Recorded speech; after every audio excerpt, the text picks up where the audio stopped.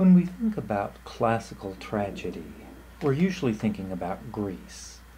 But tragedy continued in the same line of development on into Rome. In fact, Roman tragedy was extremely derivative, usually just rewrites of Greek plays into Latin with slight changes and adjustments of the plot in order to make it more sensible according to the Roman sensibilities of the time. The primary tragic playwright that we have left from the Roman period is Seneca. When we see the plays in print, they are only attached to this name Seneca, and we think that that was probably Lucius Annaeus Seneca, who was Nero's tutor. But nothing really connects those plays directly to that full name, so we're not absolutely sure we even have the right guy. But if we do, if that is the Seneca that wrote the plays, then we know he was born in Spain but raised in Rome. We know that he was never a healthy person. We know that he was part of the nobility in the view of the king, and that both Caligula and Claudius had grave doubts about him. But he managed to survive both of their reigns and make it all the way up to the point that he was Nero's tutor. But eventually, Nero did order him to commit suicide.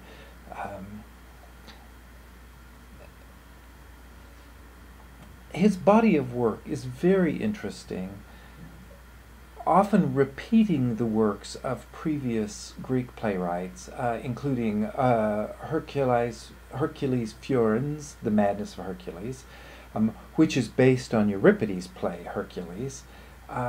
It retains the basic plot from Euripides,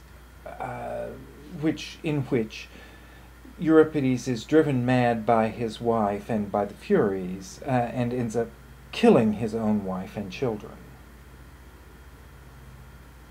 He also wrote a version of Trojan Women, very close to Euripides' version of Trojan Women, but even more sinister and more supernatural. It also incorporates some pieces from Euripides' Hecuba. The big difference in the play is that it seems to be making some comments on the negative aspects of the evils of Nero's reign that are not present, of course, in the Greek play because they hadn't happened yet.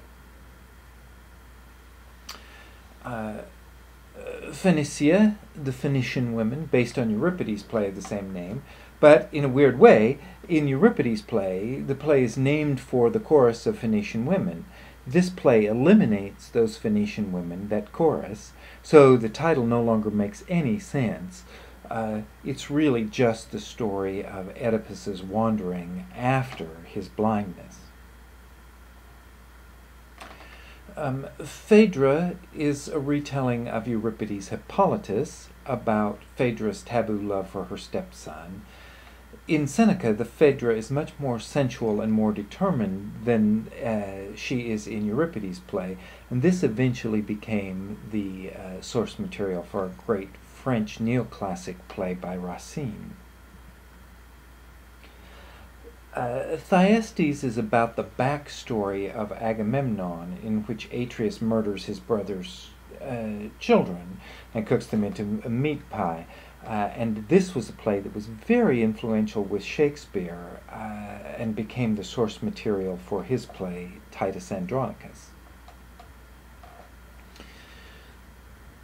This play, Hercules on Oeta, has a very, very heavily disputed authorship. It's not at all clear that Seneca wrote it. But it's a very interesting play, a very fascinating play, because it was translated into English in the late 1550s. And this is what Shakespeare is making fun of. It's what Bottom is satirizing in the Pyramus and Thisbe play inside Midsummer Night's Dream. Seneca wrote an Agamemnon, and like Aeschylus, it is like Aeschylus, but all the violence takes place on stage instead of off stage. In fact, it includes a scene in which Agamemnon is supposed to be decapitated with an axe. Now, if you think about that, that's a very tricky thing to accomplish on stage. It might have been possible that it could be done with some kind of very clever special effect, but it is this thing in particular that makes us think that Seneca was actually writing closet drama.